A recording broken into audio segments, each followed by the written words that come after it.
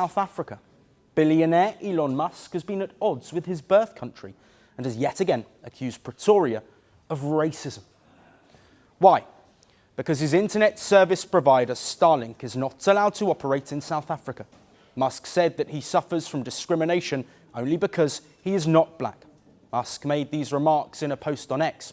In another post, Musk slammed South Africa for having more anti-white laws than anti... Elon Musk says Starlink can't operate in South Africa, and he claims it's because of his skin color. Starlink, the satellite internet business owned by SpaceX, is available in many African countries, but not currently in South Africa, one of the continent's biggest tech markets. Elon Musk posted on X that the company can't get a license, and I quote, "because I am not black," pointing to South Africa's broad-based black economic empowerment rules. These rules can require foreign firms to have at least 30% ownership by... What happened there? Starlink is under threat by the regulator in South Africa because Starlink does not have the license, which depends on this black economic empowerment policy you mentioned. It affects not only Starlink, but all internet service providers in South Africa. And basically, it says that if you don't follow the government's policy of black economic empowerment, you will not be allowed to offer your service to the public. This means you have to give away a part of your ownership, up to 30% or more in some cases. And what about the international dimension? Now, let's think about Starlink. Starlink is obviously a very, very good internet service. It's sought after all over the world. It's critical to the front line in Ukraine. It has also had more contracts coming its way, and there is some evidence that companies are allowing access to it because they want to be close to the Trump administration and send the right signal. So Bloomberg broke news today that the South African government is working around the rules on black ownership in order to allow Starlink in, and that is being done on the eve of the visit that President Ramaphosa is going to make to the White House. Do you recognize that as a conflict of interest? No, of course not. First of all, you should be questioning why are there racist laws in South Africa? That's the first problem. That's what you should be attacking. It's improper for there to be racist laws in South Africa. The whole idea with what Nelson Mandela, who was a great man, proposed was that all races should be on an equal footing in South Africa. That's the right thing to do, not to replace one set of racist laws with another set of racist laws, which is utterly wrong and improper. So that's the deal, that all races should be treated equally, and there should be no preference given to one or the other. Whereas there are now 140 laws in South Africa that give that basically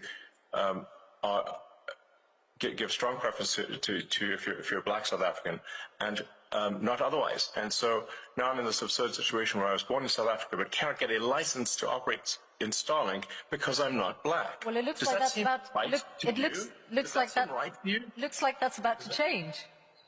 I just asked you a question. Please answer. Does that seem right to you? Well, those rules were designed to bring yes or no? Those rules were designed to bring about an era of more economic equality in South Africa, and it looks like the government has found a way around those rules for you. I asked you a question. This is your interview. Everyone wants to hear from you. I asked you a question. Yes or no? Not for me. Laws, yes or no? Not for me to answer. I have got a question for you about your government work there and the amount of savings. Why do you like racist laws? This is not for me to answer. Come on. Yes, it is. Now, you wouldn't be trying to dodge a question. You have to ask the question. I answered my question.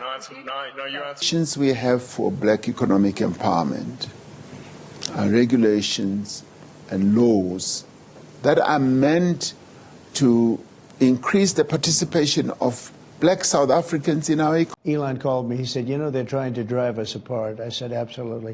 You know, they said, we have breaking news. Donald Trump has ceded control of the presidency to Elon Musk. President Musk will be attending a cabinet meeting tonight at 8 o'clock. And I say, it's just so obvious. They're so bad at it. I used to think they were good at it. They're actually bad at it, because if they were good at it, I'd never be president. Because I think nobody in history has ever gotten more bad publicity than me. South Africa's decision to block the immediate entry of a foreign satellite internet provider into its telecommunications market stunned global investors and caught policymakers in Washington off guard. For years, low-orbit satellite internet had been marketed as a miracle solution for the developing world, promising to connect remote villages, farms, and small towns that fiber and mobile networks had failed to reach. The assumption was simple. When the service arrived, governments would step aside, regulations would be fast-tracked, and adoption would be automatic.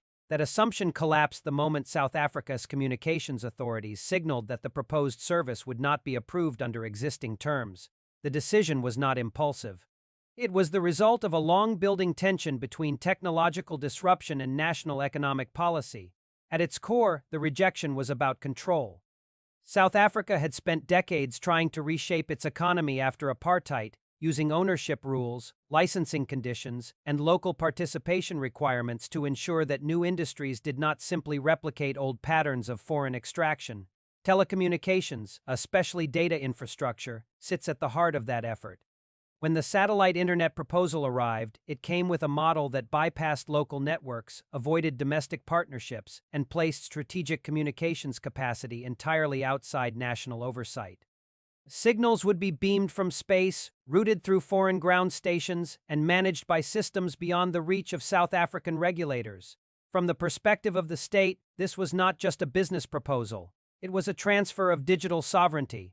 Regulators quickly recognized that approving such a system would weaken the leverage of local telecom companies that had invested billions in towers, fiber, and rural expansion. These companies were already under pressure from declining margins and rising infrastructure costs. Allowing a foreign satellite operator to enter the market without equivalent obligations would create an uneven playing field, potentially collapsing domestic networks that employ thousands and support entire value chains. The licensing rules were clear. Any telecommunications operator in South Africa must meet ownership and empowerment. Thresholds designed to ensure local participation.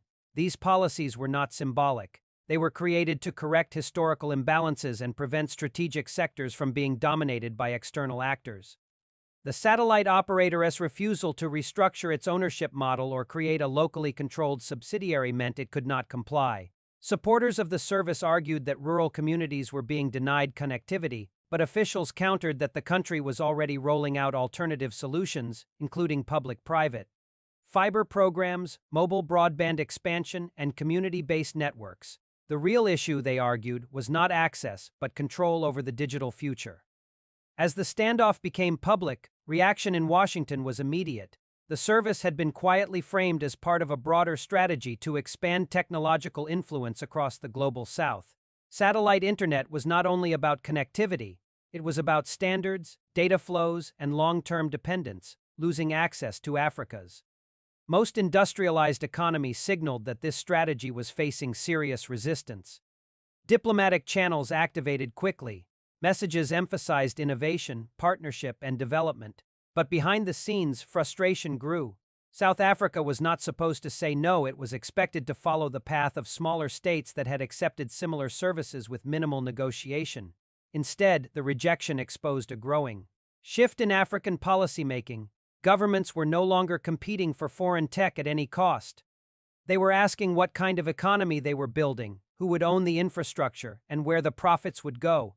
For South Africa, the digital economy is inseparable from national security. Communications networks carry government data, financial transactions, healthcare records, and industrial systems, allowing a foreign-controlled satellite network to operate without local accountability raised concerns that went far beyond internet speeds.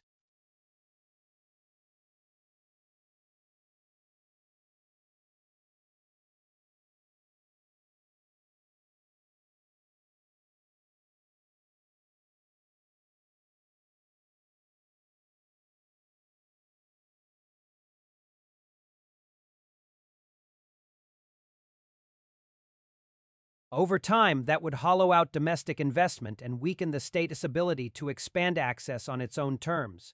The rejection also reflected South Africa's broader alignment with emerging multipolar economic thinking. The country has increasingly argued that global technology systems should not be controlled by a handful of companies based in a few powerful states. Instead, it has pushed for regional data centers, shared infrastructure, and policies that allow African firms to build capacity rather than rent access indefinitely. This thinking has gained momentum across the continent. Countries are now coordinating spectrum policy, digital taxation, and data protection rules through regional blocs. The goal is not to block innovation, but to ensure that innovation serves local development rather than replacing it. the satellite internet proposal clashed directly. With this vision, it offered connectivity but not ownership, speed but not sovereignty, access but not agency. As months passed, the rejection became a symbol. Other governments watched closely. If South Africa could stand firm, perhaps they could too. The idea that technology must always be accepted on the terms of its creators was quietly eroding. In Washington, analysts began to reassess assumptions about influence. Technology exports had long been seen as a soft power tool, a way to embed systems and standards that would lock in long-term relationships. But the South African decision suggested that the Global South was no longer willing to trade sovereignty for convenience. The implications extend beyond one company or one service. They point to a future where access to African markets requires negotiation, partnership, and genuine local participation. Foreign firms can no longer arrive with ready-made systems and expect automatic approval. They must adapt to local laws, local priorities, and local ownership. Models for South Africa. The rejection was also a message to its own citizens. The country's digital future would not be outsourced.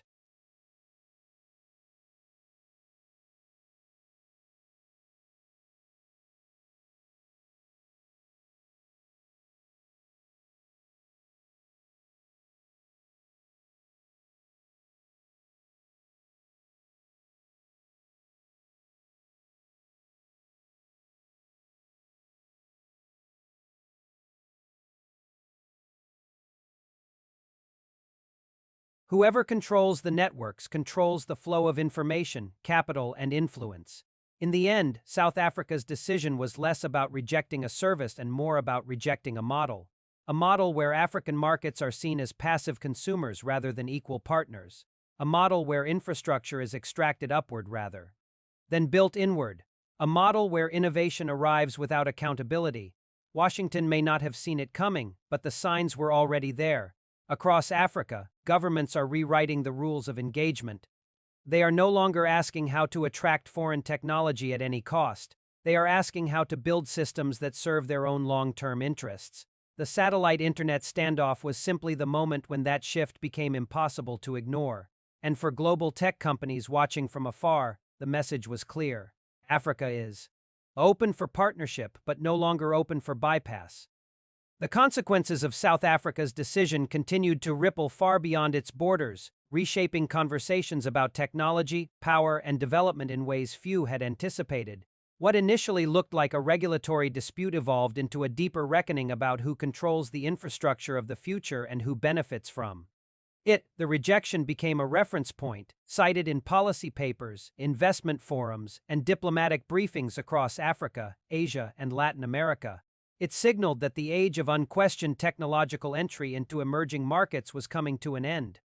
Inside South Africa, the debate shifted from whether the decision was right to how it could be leveraged. Policymakers began accelerating plans that had previously moved slowly: national fiber backbones, open access broadband corridors, and regionally owned data centers.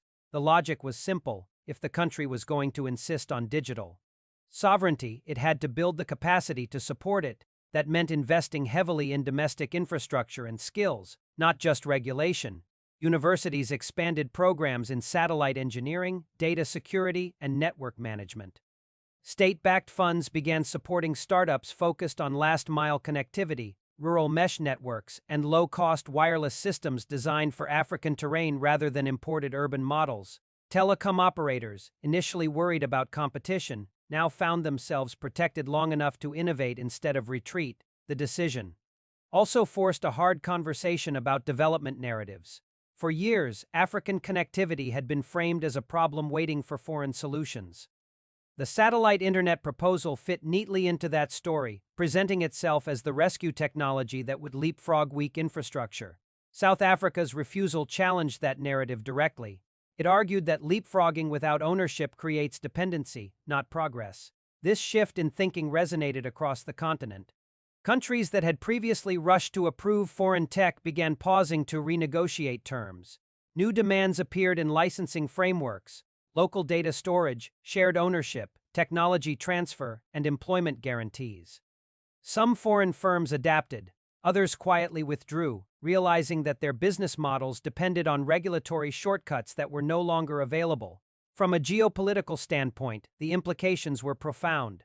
Technology had become a proxy for influence. Control over data flows meant influence over finance, security, and even public opinion. When South Africa asserted its right to regulate satellite connectivity, it was asserting its right to shape its own digital destiny. That stance challenged long-held assumptions in Western capitals, where technological expansion had been treated as neutral or benevolent rather than strategic. Washington's response evolved from surprise to concern. Internal assessments began acknowledging that influence through technology could no longer be assumed. African governments were coordinating, sharing experiences, and learning from each other's regulatory battles. What once happened in isolation was now happening in conversation. A continent that had often been fragmented in global negotiations was beginning to act with coherence in the digital space. This new assertiveness also changed how global investors viewed Africa. Instead of a passive market, it became a place where rules mattered and long-term partnerships were required. Some investors welcomed the clarity. Stable rules, even strict ones, reduce uncertainty. Others complained that the era of easy profits was over, but the shift was irreversible. South Africa's move also redefined the role of the state in the digital economy. For decades, deregulation had been treated as the default path to innovation. The assumption was that the less the government interfered, the faster progress would occur. But this model had often led to monopolies, profit extraction, and weak local capacity. The new approach sought balance, encourage innovation, but anchor it in national priorities. This balance became visible in how the country handled negotiations afterward. Officials did not close the door entirely. They made it clear that satellite internet was welcome, but only under conditions that aligned with domestic laws and development goals. Partnership replaced permission, ownership replaced access, accountability replaced speed. The broader lesson was that technology is not neutral. It carries the values and interests of those who build and control it. For African states, accepting technology without shaping it meant accepting someone else's future. South Africa's decision was a refusal to do that. As months turned into a year, the initial controversy faded from headlines, but its effects deepened. Regional blocs began drafting shared digital policies to avoid being played against one another by multinational firms. African telecom regulators met more frequently, exchanging information about licensing tactics, pricing structures, and regulatory loopholes. A quiet digital solidarity began to form. The satellite internet rejection also influenced discussions about space itself. Africa's own satellite programs, once treated as symbolic, gained renewed urgency. Governments invested in regional space agencies, shared launch programs, and domestic manufacturing capabilities. The message was clear: if space-based infrastructure was the future, Africa intended to be a participant, not just a customer. Meanwhile, local communities that had been used as examples of left-behind populations became part of pilot programs for alternative connectivity models. Solar-powered towers, community-owned networks, and cooperative broadband initiatives expanded. These projects were slower than satellite deployment, but they created jobs, skills, and local accountability.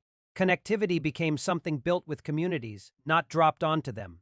Internationally, analysts began to speak of a new phase in global technology politics. The first phase had been dominated by Western companies exporting platforms and infrastructure. The second had seen the rise of alternative providers from Asia. The third, now emerging, was defined by regulatory power in the global south. Countries were learning that control over market access was leverage. South Africa's stance also had symbolic weight. As one of the continent's most industrialized economies, its decisions carry outsized influence. When it refused to bend, it gave smaller states political cover to do the same. The fear of retaliation, once a powerful deterrent, began to weaken. Collective action reduced vulnerability. For citizens, the debate changed how technology was perceived. Connectivity was no longer just about faster downloads. It was about who owned the pipes, who set the rules, and who profited from the data. This awareness reshaped public discourse, pushing governments to be more transparent and firms to be more accountable. Critics still argued that South Africa risked falling behind, that insisting on local ownership would slow innovation. But supporters countered that dependency was a bigger risk than delay. A country that controls its infrastructure can choose its pace. A country that doesn't is forced to accept whatever is offered. Over time, even some critics conceded that the decision had created negotiating power that did not exist before. Foreign firms returned with revised proposals. Local partnerships became more common. Technology transfer, once an empty promise, appeared in contracts with enforceable timelines. The balance of power shifted, subtly but decisively. The conclusion of the episode was not a ban or a victory in the traditional sense. It was a redefinition of engagement. South Africa had drawn a line, and the world adjusted.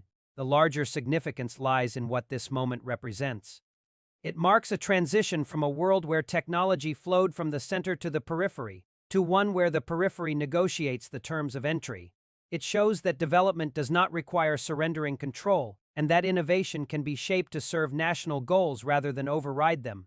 As Africa continues to rise in strategic importance, its digital choices will increasingly shape global systems. The continent is home to the fastest-growing population, the next wave of internet users, and a vast share of future data. Whoever controls that future will shape the world economy for decades. South Africa's rejection of the satellite internet proposal was not an act of resistance for its own sake. It was an act of definition. It defined what kind of digital economy the country wanted to build and what kind of partnerships it would accept in doing so. It sent a message that echoed far beyond its borders. The era of technological inevitability is over. The future of connectivity will be negotiated, not imposed. And in that negotiation, Africa is no longer a silent participant. That is why the decision matters, not just for one company or one country, but for the entire global order now being reshaped by data, infrastructure, and control.